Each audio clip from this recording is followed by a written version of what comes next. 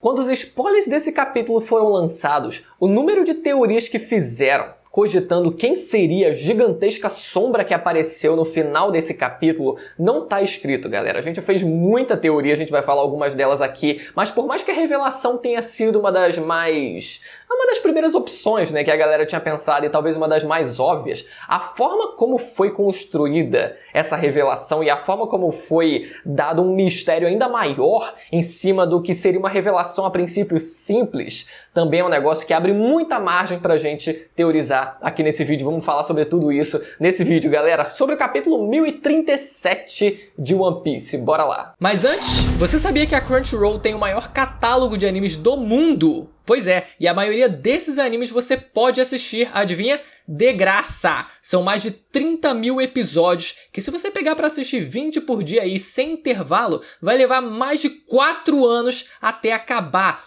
Fora os novos animes que entram no catálogo sempre que começa uma nova temporada. Ou seja, é anime até o fim da sua vida. Pra quem gosta de praticidade, tem também o aplicativo da Crunchyroll para você poder assistir pelo celular. E para você ter uma experiência completa, eu recomendo que você assine qualquer um dos planos oferecidos, principalmente pelo Simulcast. Assim você tem acesso aos episódios 1 hora depois que eles são exibidos no Japão. É muito rápido. E claro, acessando o link que eu vou deixar na descrição, você pode testar qualquer um desses planos por 14 dias de graça. Então não perde essa oportunidade. Então o capítulo começa com aquela paginazinha ali de introdução, só mostrando a capital das flores, a reação da galera ali, o pessoal que já tá na expectativa do final da festa toda, mas o que realmente interessa pro grosso desse capítulo foi a luta do Luffy contra o Kaido. E que, cara, como foi incrível a forma como o Kaido ele ia se transformando ali, não só fisicamente, mas o modo dele, os mais diversos modos dele enquanto ele estava bêbado durante essa luta, foi algo muito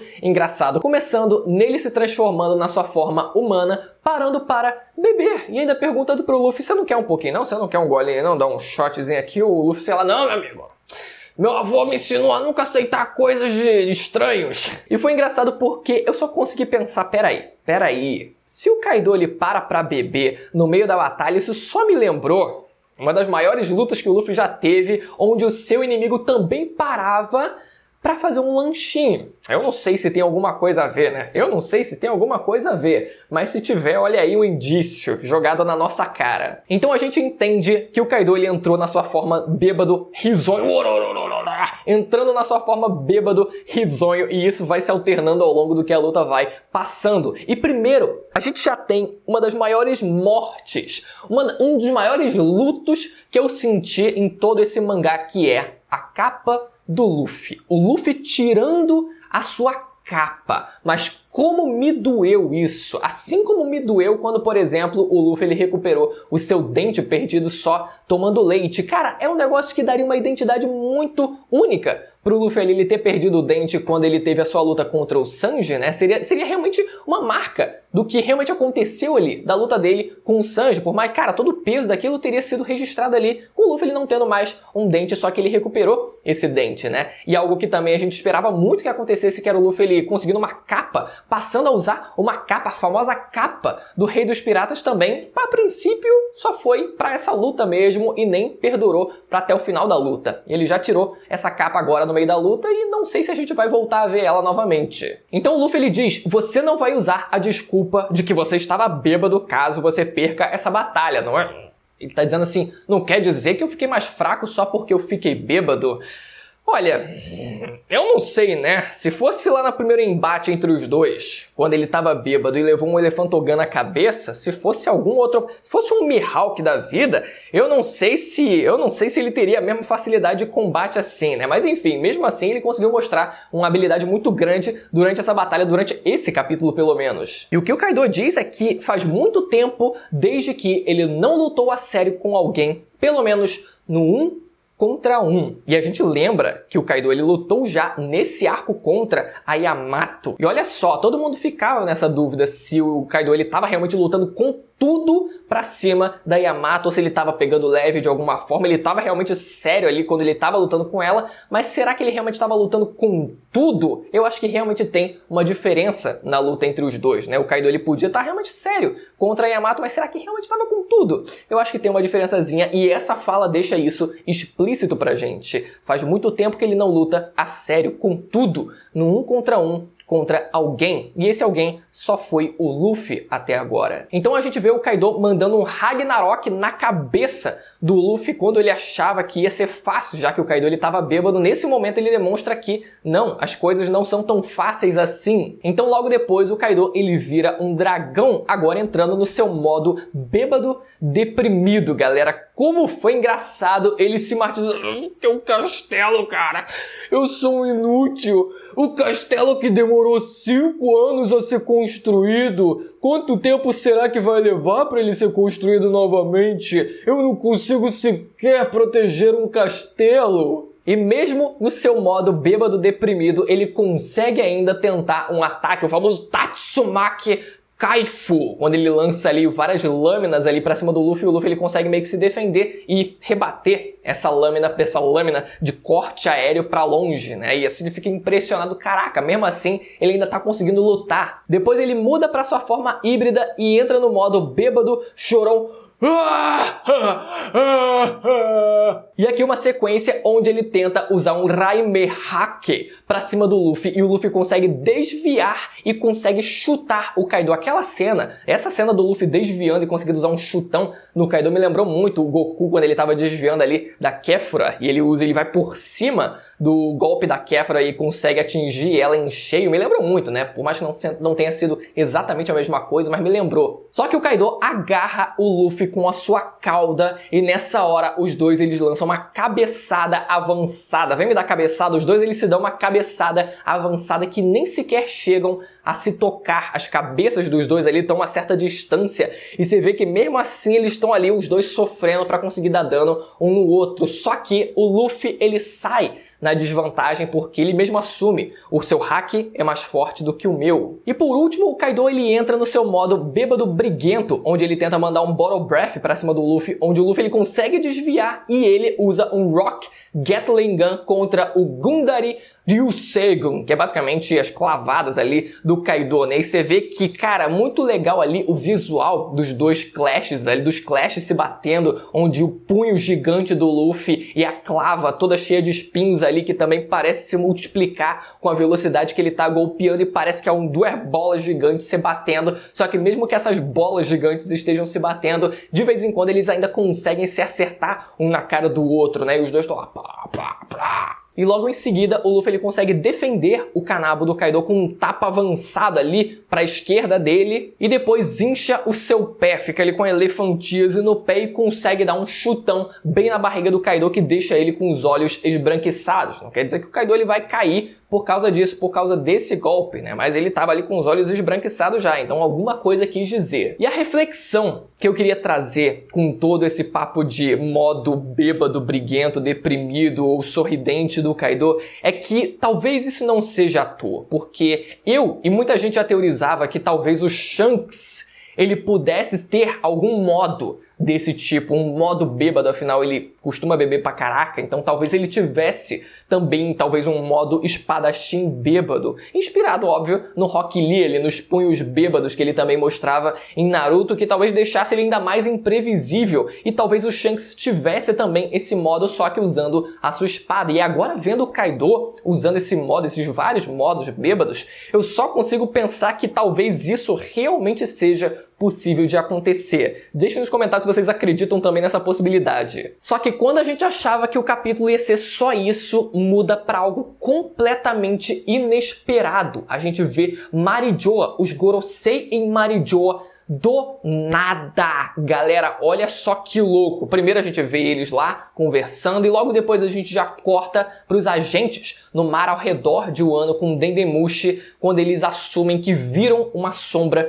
gigantesca. Quando essa sombra foi dita nos spoilers e a gente não sabia o que era ainda, afinal esses putos desses vazadores, eles ficam sempre fazendo ali um suspensezinho carente de atenção, dizendo, olha só, não vou dizer o que é, mas é uma sombra gigantesca. A gente ficou louco teorizando várias e várias coisas. Primeiro, a gente teorizou a possibilidade de ser o Davy Jones, que até hoje a gente nunca viu esse personagem aparecer. Quem sabe seria um tritão nível Yonkou ali, possivelmente o tritão mais poderoso que existe, que até hoje não apareceu, que é dito como uma lenda que vive no fundo do mar, que afunda navios, etc., que pega tesouros e coisas de navios que afundam e coisas desse tipo que até hoje é tratado como uma possível lenda, ou talvez a volta, a infame volta do Shiki, que todo mundo vai morrer pensando, vai morrer acreditando nessa possibilidade, ou quem sabe o Evil com a teoria da fruta do besouro terremoto ali, né, com a sua fruta lendária do besouro terremoto conseguindo gerar terremotos com as suas asas, ou até mesmo o ovo do Roger, que teria supostamente despertado, e assim casando com a fala do Gorosei dizendo que isso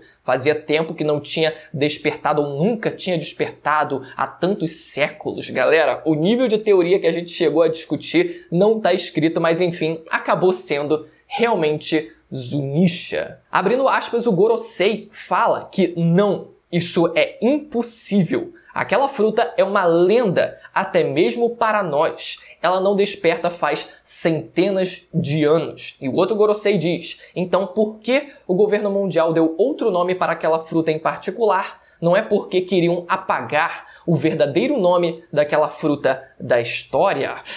Pau! Aí explodiu, galera. Primeiro, fruta. Segundo, despertar de uma fruta. Mas vamos falar aos poucos aqui. Primeiro, com muita calma aqui. O que a gente teve foi os Gorosei, eles deduzindo de forma até muito rápida o que seria aquela sombra gigantesca, porque o Dendemushi ele só estava ali transmitindo o áudio da coisa. E a não ser que os Gorosei eles tivessem ouvido a voz do Zunisha, da Zunisha pelo menos, né, que a gente não costuma ouvir, que só pessoas selecionadas conseguem entender, foi uma dedução bem rápida que eles tiveram ali, talvez também pelo fato de só terem sido usados 2 quadros para construir esse momento, né? Construir essa cena. Eu vou pelo menos considerar essa hipótese também. E também é dito que essa fruta deveria ter sido apagada da história. Mas por que será? Será que é só pelo tamanho daquela criatura? Mas de onde vem esse tamanho todo? Será que Zunisha não seria só uma criatura mitológica? Uma criatura, na verdade, das mais variadas que existem no universo de One Piece? Não poderia facilmente existir no universo de One Piece com meio de tanta coisa bizarra que existe? Poderia, mas não. Pelo visto, é sim fruto de uma Akuma no Mi. E qual seria essa Akuma no Mi? O que eu acredito é que Zunisha seja inspirada no quadro Os Elefantes, de Salvador Dalí, do ano de 1948. Nesse quadro a gente vê 2 elefantes com obeliscos nas suas costas, que aqui poderia ser traduzido como o país que Zunisha carrega, né? O país de Zou, que ele carrega em suas costas. E o mais curioso é que são 2 elefantes nesse quadro. Será que um desses elefantes não teria sido realmente apagado da história, só que na prática existiriam 2 desses e por isso essa confusão mental ali dos Gorosei? Peraí, essa não era uma fruta que deveria ter sido apagada da história? Ou será que esse elefante realmente é Zunisha? Ou será que seria o segundo elefante baseado aqui na ilustração desse quadro de Salvador Dalí? Agora, por que essa fruta deveria ter sido apagada da história? Eu vou tentar ser mais conservador aqui na teoria e cogitar a possibilidade de só ser pelo tamanho. Imagina você conseguir se transformar num elefante dessa magnitude. Olha só o que a Zunisha conseguiu fazer. Conseguiu derrotar com um golpe o Jack, que, por mais que seja um bucha, todo mundo sabe disso, ainda é um comandante de Yonkou com uma resistência muito elevada. Ela conseguiu dar só uma trombada e conseguiu derrotar um comandante de Yonkou. Imagina você tendo ali Zunisha no seu auge, por mais que agora ela seja mais frágil, né? Seja um elefante mais frágil e que tivesse realmente sofrendo dano ali para tiros de canhão simples, ainda assim é um poder de destruição gigantesco. Agora, muita gente vai teorizar que talvez o nome original da Zunisha fosse Uranus, e eu não sei, sabe? Uranus tem toda aquela questão de ser a personificação dos céus. E eu não vejo Zunisha sendo muito isso. Por mais que seja um elefante muito grande, muito alto, ainda assim, eu não acho que seja esse o caso, né? Eu realmente não acredito nisso. Eu tô mais crendo que talvez seja algo relacionado à lua, ou uma das luas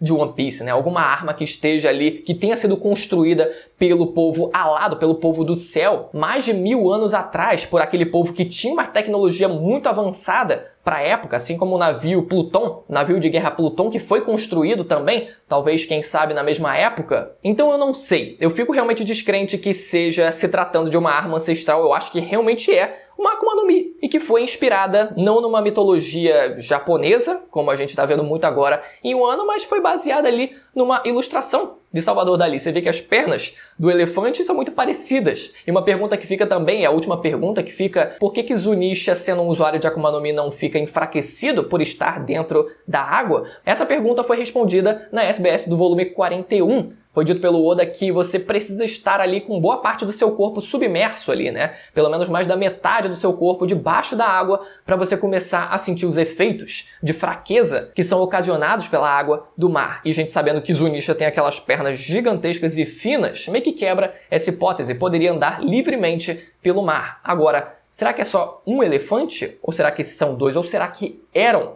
2 elefantes e um deles foi apagado realmente da história? Vocês acreditam que possa ser realmente a arma ancestral Uranus, que a gente está esperando ver até hoje, nunca apareceu até então na história? Eu desacredito um pouco, mas não descarto 100% a possibilidade, porque o Oda afinal é imprevisível. E a última pergunta, será que a fala do Gorosei sobre a fruta despertar não seria só para a fruta ela ser usada por alguém, né? Ter sido comida por alguém e assim usar essa Akuma no Mi? Ou será que realmente é se tratando do despertar dessa Akuma no Mi necessariamente, né? Da forma como a gente conhece. Enfim, mais e mais perguntas que a gente tem com esse capítulo e eu quero saber o que vocês têm como resposta, como possibilidade para a gente discutir aqui para esse capítulo. Espero que vocês tenham gostado do vídeo. Se você não se inscreveu até agora, pelo amor de Deus, se inscreve no canal e ativa o sininho para não perder a notificação dos vídeos que saem toda semana sobre o universo de One Piece. Confere o último vídeo que saiu ontem. Talvez eu tenha me exaltado um pouco, mas tudo que eu falei era verdade. Até a próxima, tchau!